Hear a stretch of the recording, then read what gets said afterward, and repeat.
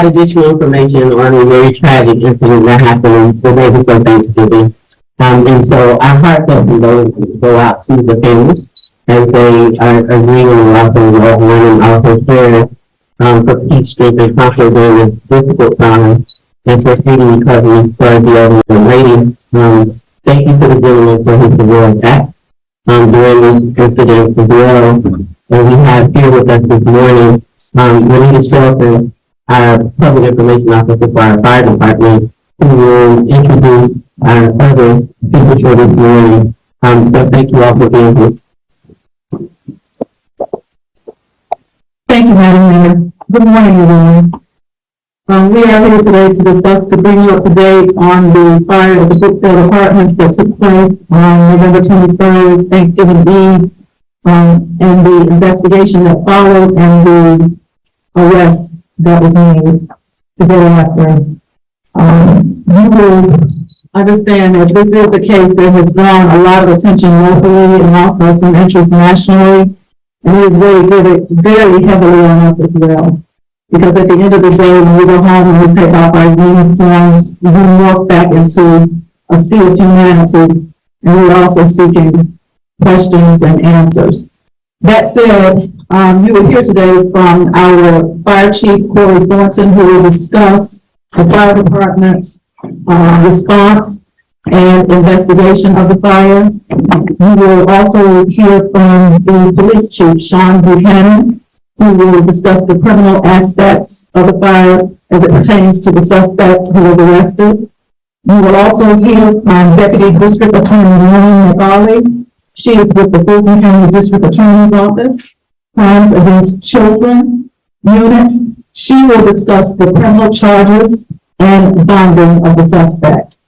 Because this is a very active investigation, there's still a lot of moving parts, and it's very fluid. All of your questions may not be answered today. But please know that as soon as we can, we will be providing updates. Those updates are warranted. That said, we're asking that each news organization limit their questions to 2. And again, we are here to provide you an update, starting with the Fire Chief, Corey Thornton. Good morning, everyone. I'm Chief Corey with the East Point Fire Department. I'll start out by letting you all know what we did and how we came to this situation. We responded to a fire at 3072 Washington Road, Brookfield Apartments. Upon arrival, we noticed heavy smoke and fire proceeding from the back of the unit. With that being said, we knew we need additional resources. So we called the City of College Park as well as the City of South Fulton to aid us. Once we started extinguishing the fire, we noticed that we needed to get in and do a search and rescue because of what we were hearing out in the field. So we switched over to the search and rescue phase. During our search and rescue phase, we discovered a 4-year-old child deceased in the fire. She was found in a bedroom of the upstairs apartment unit. So continuing to extinguish the fire, and along with the search and rescue phase, we were told that it might be an additional person, a victim inside the structure. So we continued to search for that victim. We searched Wednesday all night, we searched Friday all day, and we couldn't find anyone. So we called in the state of Georgia, the state fire marshal's office, to bring the dog. The dog hid on several locations within the structure for possible acceptance. And when we didn't find a body inside of the unit, what we did, we put out a BOLO or missing person. Once we put that out, then we got a hit the next day. And once we got that hit, East Point fire personnel, along with East Point police, went to actually pick up the person. And Chief Buchanan will be able to speak to that.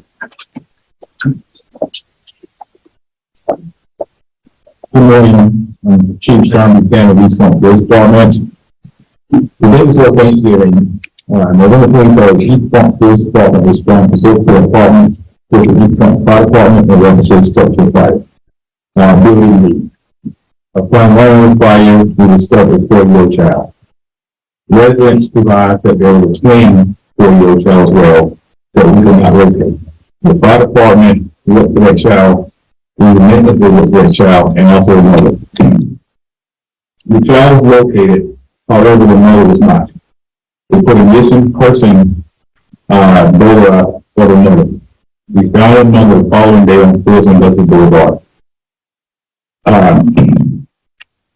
East Point Police Detectives interviewed the mother. She disclosed to us that a younger child was already deceased, and she started the fire to conceal the crime. She was arrested and charged with murder, criminal intent on murder, proved to the children several counts, and the DA's office is also charging with arson. We did an open investigation. We did a tragic situation. We're going to work with the district attorney's office to make sure the mother Nicole Jackson never gets out of jail. Thank you. Good morning. Following, Say your name for the court. sure, it's Lauren, Lauren, last name is spelled Macaulay, it's N, small c, capital A, ULEY. I'm the Deputy District Attorney over the Crimes Against Children Unit at the Fulton County District Attorney's Office. Following notification from East Point Police Department that there was a deceased 4-year-old, the Crimes Against Children Unit responded to the East Point Police Department and continued working with them on the investigation. Following the suspect interview and the initial investigation that was conducted by both the East Point Fire Department as well as the police department, warrants were issued for her arrest. She's taken into custody. Those warrants are murder, felony murder, criminal attempt to commit murder, 2 counts of cruelty to children in the 1st degree, and there will be additional charges forthcoming based on the nature of the investigation. There's still an incredible amount of work that needs to be done, but we will follow up and do whatever is needed to ensure justice for both children involved in this particular incident.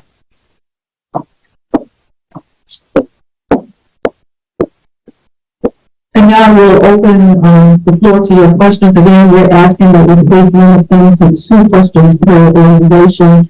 And to the best of our ability, answers will be provided. If you know the department to which you are directing your question, please identify that department and that person will step forward to the podium. Can you speak at all to the condition of the surviving child, where she is right now and how they're doing?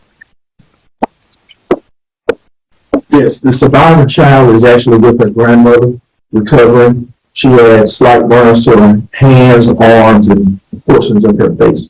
But she's with her grandmother, recovering at this time.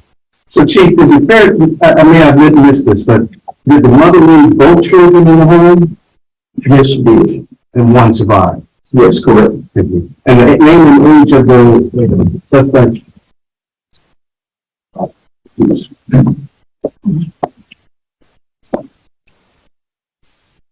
My name is Nicole Jackson. I'm going to go to her right now. She's on the podium. Did she give any other reason about why she wanted this to happen? I'm not going to state the information at this time, but she was welcome to it. Do you know how that child died? You said she was dead before the fire started? There's an open investigation. Can come in next time. So, Where did she go after she set the fire? we located her on Wilson Industrial Boulevard. At a business, at a establishment, where? We located on the street. Yes. And is the toy a boy or girl? It's a female child. Both children are people. Yes. Can you speak to where she is right now, the mother, and what happens next? The mother is in Fulton County Jail. The next process will be a present yesterday. Any idea when that will be? The defendant is taken to first appearance on Saturday morning.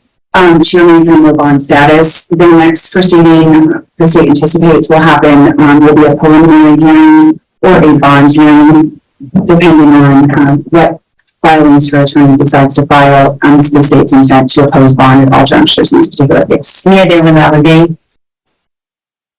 Generally, about 2 to 3 weeks from Saturday is when the next hearing will be.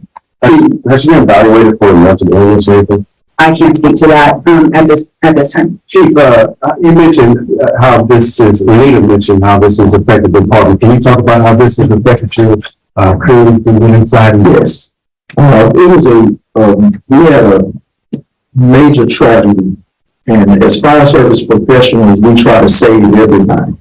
We have a saying where whenever we go in, we're trying to save a life. And in this situation, it greatly affected personnel. So what we're doing, we're going to have grief counselors here on property tomorrow to actually sit with personnel because they were saddened by this situation. Right, and the second child, the surviving twin, where was she located? She was located in the upstairs bedroom.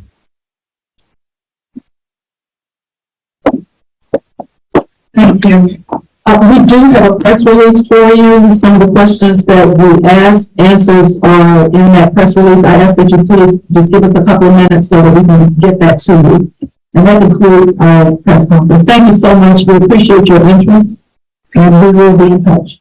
Today is Tuesday, November 29th, the year is 2022. So as you just saw in that video, a young 4-year-old girl was murdered by her mother, 4-year-old kid, a baby, was murdered by her mother in the apartment that the mother set the apartment building on fire, burned the building down, and 7 or 8 families were left homeless. No place to live, as they lost all their possessions in this fire. As to why the mother, which I think we're probably as we obtain more knowledge of this situation, we're probably going to learn that this mother was probably very abusive to those kids and probably didn't want those kids. She probably never wanted them. They were just disposable children. We have a 12-year-old kid who was shot and killed in Atlantic Station, running the streets. Parents nowhere to be found. Now the mother's all over the news saying that she called the police on multiple occasions because he was breaking into cars and doing other criminal activities at 12 years of age, and she could not control him. She supposedly had 5 or 6 other children. In fact, this mother, that boy that was killed, had a twin sister, and I saw her on the news too. If you take a community of children who are born in absolute poverty, with no hope, no direction, no love, they're just disposable children tossed to the wind. Nobody cares about them. Welcome to Niggaville, y'all. One thing I've learned the last 30 years living in Atlanta, it is a hell of a lot of poverty in this city. Far worse than what anybody can imagine. When you take children who are born into this environment of poverty, despair, hopelessness, with ignorant parents who can't do nothing for them, cannot provide housing and food and care, are barely the bare essential stuff, what do you all expect? These kids don't have a problem with picking up a gun and shooting somebody because in many instances, I've said this 1,000 times, they grew up in these environments where nobody loves them. They don't know what love is, compassion is. I have friends who used to work for Atlanta public schools and they left the school system because they got tired of seeing these kids come up there wearing the same clothes over and over, dirty and smelling. They couldn't control the classrooms. They had no support from anybody in the school system. These kids are like heathens just running wild on these streets and in the schools. They're not learning anything. They're not there for education. They're just disposable children to teach the kids that are literally dropped off at the school because the parents have nothing else to do with them. I can imagine that 12-year-old kid that was running the streets that probably wasn't in school on a regular basis. I saw something very similar to this in my own family. My oldest sister, the way she raised her children was frightening. How they lived on the verge of homelessness. In many cases, they were homeless. Did she have to live her life like that? No, but she chose to. The filthy environment that she kept those children in, the lack of food. I would go in there, there'd be no food, and I never understood what was going on in my sister's head. And then poor children had to grow up in this mess. And of course, I would talk to my mother about it. She said, "Oh, Mom, Walter, they're going to be fine. I'm going to pray about it. Them children going to be just fine." And they are. My mother believed in so much in prayer that she doesn't realize the damage that she did to her own grandchildren. Somebody should have swept in there until his children should have been put into a safe environment, a safe home. I was too young to even begin the process of it. That was something my mother should have done, but she didn't do because she was too busy praying to Jesus. And I'm willing to bet that young girl, that 4-year-old girl, was killed by her mother in that household. In that building, my mother set that building on fire. I'm willing to bet there were people all around her who knew she was an unfit mother. And those kids didn't deserve to be with her. They needed something better, but no one intervened. When you look at the poverty here in Atlanta, many people drive by Atlanta and they see these glitzy high-rises and buildings and fancy cars, but scratch underneath the surface of all that, and you'll see some despair and poverty in the city you wouldn't believe your eyeballs. But I'm sure it's not just Atlanta, it's everywhere. A bunch of children born into poverty. Nobody gives a damn about society. Don't care. Nobody cares about them until all of a sudden they show up dead or they kill somebody. Now all of a sudden this is a concern. Some kids was over there all this time and nobody thought about them. All these little kids roaming these streets of Atlanta, the water boys they call them. What are they doing out there? I always think, what are these kids doing out here? Where are their parents at? Nowhere to be found. In the city of Atlanta, I guess you see the concern from the mayor and the council members, and everybody's so concerned. But what have they done? Now, what can they do? I don't know. Obviously nothing, because nothing has been done in all the years I've been here. Nothing can be done. These children are horrible children, living horrible lives, trapped.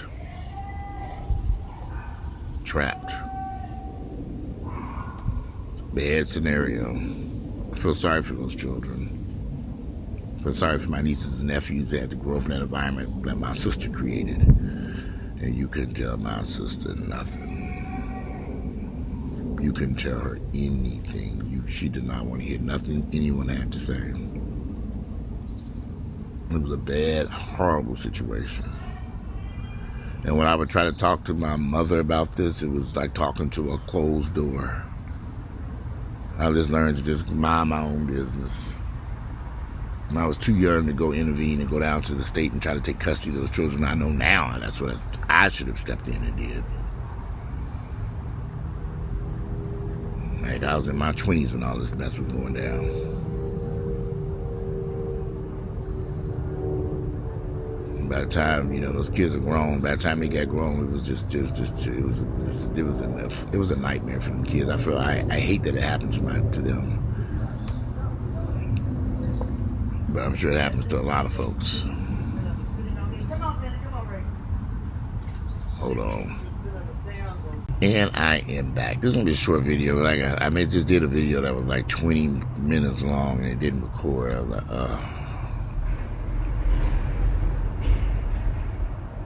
But I had friends who work for Atlanta Public Schools. And if y'all had any idea how bad these schools were here in Atlanta, horrible school system over in Niggaville. Now in the white folks area, same school system, it's a totally different world over there. When you go into these black areas, these black schools, I have had some friends who went in there and young and went to school and we gonna turn this around. I can't wait to get in there and work with these kids. And they no longer there. They said, okay. And one of my friends, he's about 10 years younger than me. We met at the gym. And I remember last 4, 5, 6 years ago when he was getting his teacher degree or whatever he was about to do, go into the Atlanta Public Schools, and he was working with these at-risk students and all this stuff. He's no longer there. He said, Walter, he said he hated it because he couldn't get nothing accomplished. They had this rule where none of the kids could be suspended no matter what they did. The principal would not suspend these kids. Another issue, too, that some of us may not understand, when you have a school system that is the sole source of nutrition for these children. Those schools serve these kids breakfast, lunch, and dinner.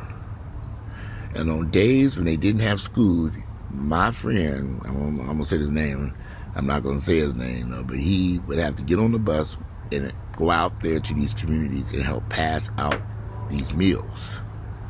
So they still had to serve these kids breakfast, lunch, and dinner, even if the schools were not in session that day. For whatever reason, they were closed. So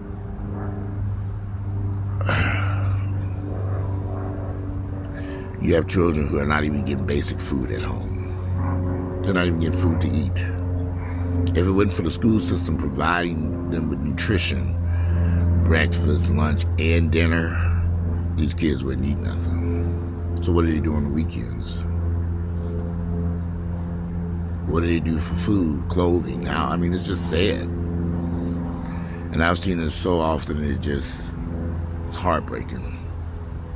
But now they struck down these abortion laws here in Georgia, and they're going to force these women to have these children that they really don't want, these disposable children. These children are disposable. No different than a paper plate or a paper cup that you have it, you toss it out when you get done with it. That 12-year-old kid who died, that's all it's hooping now, but it'll blow over in a couple of days, and then move within the next 12-year-old kid to kill another person get killed. There's so many teenagers shot and killed in this town of Atlanta. I'm just in total shock. You turn the news, a 16-year-old kid, a 17-year-old kid, an 18-year-old kid getting shot, killed. There's so many children, and then they look like these parents, and they're doing balloon releases and all this stuff. The mother of that 12-year-old kid said that she tried her best to get the police involved or someone to help her with those kids, and she could get no help. No one would help her. Nobody. I think that's where the problem lies here. Maybe there is no help for these children and these families who are in these desperate situations. There's so much poverty in the Atlanta metropolitan area. They've tried to push all this poverty-stricken people out of the city. They just pushed them into Clayton County, Douglas County. Clayton County is horrible down there now. I'm serious. If you drove down to Clayton County, anybody who knows the Atlanta area, you drive down to Clayton County, it is horrible. You ride them streets, you'd be like, oh my God. You go up in the neighborhoods, you said, what in the world? All those horrible housing projects they had in Atlanta that they tore down. It's like those people just grab the U-Haul and went straight out to Clayton County, and the streets are horrible houses. I remember those neighborhoods were nice. They're not nice no more. It is terrible out there in Clayton County. Every neighborhood has a good side and a bad side, but there's a lot of bad sides to Clayton County. Clayton County, Douglasville, parts of Henry County now, Gwinnett, and Cobb are filled with poverty. I think Clayton got the worst of it though. You still got all these poor kids. The poor people, they don't just vanish. They just move from one place to the next. And then it's generational. So their kids now having, my sister's kids are having children, or had that. And mom was like, wow. I just sit back. You can try to intervene and try to talk. No, y'all, please understand, we did try to help my sister. Y'all don't know how many awful times we paid rent, brought groceries, brought clothes, brought furniture. It was just ridiculous. Nobody minded doing it. My sister was so destructive. She had to be, when I look back on it, she had to be mentally ill. Something was terribly off with my sister. And all my mother was she was just convinced that the children were going to be okay. We was going to pray about it. Well, they didn't turn out okay. These kids are scarred for life for what they went through. And I hated it that it happened to them, but what could we do? My sister, she didn't want to hear nothing we had to say. She was going to do what she wanted to do. In fact, she kept moving from place to place, from state to state, so we wouldn't intervene in what she was doing, the destructive behaviors that she was doing. And then when them kids got to the point where they were so unruly and out of control, now she wanted some help. Well, how could we control them boys when they get them teenage years? They were out of control. And with long prison sentences for armed robbery and murder and assault.